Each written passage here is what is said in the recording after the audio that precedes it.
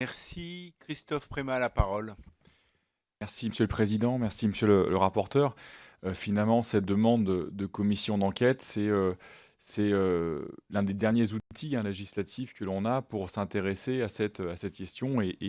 Depuis quelque temps, au fil des propositions de loi, des amendements, vous êtes intéressé, enfin vous avez répété à plusieurs reprises d'ailleurs votre position quant à une nécessaire, d'une part, une nécessaire régulation en fait du CSA, puisqu'elle a quand même la possibilité d'octroyer, mais aussi de reprendre des autorisations.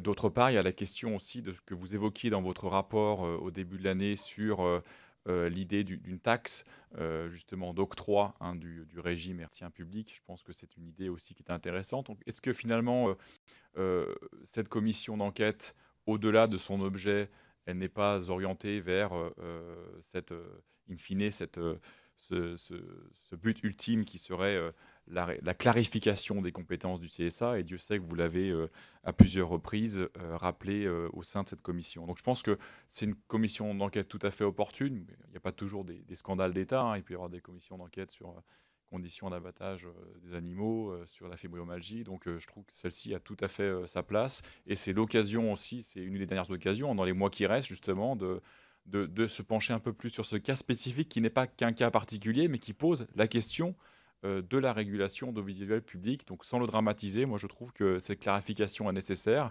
On aura tout essayé au sein de cette législature, et vous rappelez à juste titre le rôle du Parlement, hein, qui est de se pencher et donc d'utiliser les outils que nous avons à notre disposition.